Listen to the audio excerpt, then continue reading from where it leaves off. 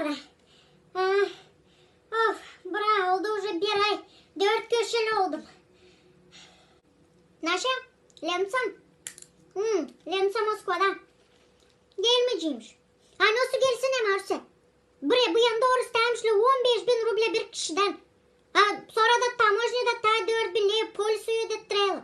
Ben o paraya bilesine kadar kuş alacağım. İslam Arse. Hadi o zaman Naşa. Ha şuna pramo efira çıkacağız. Aha Instagram'da. Hadi. Давай. Fede. Ya git lafka al. Semçika hem tatlı su. Nasıl gideyim mi? Harmanladan git. Nasıl git? Sinarak. Bak da bana tutulma. Senin de son bokluğa girme.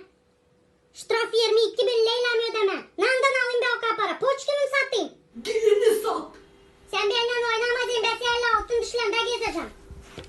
Değil mi? Buraya gel. Buraya gel dedim sana. Buraya gel.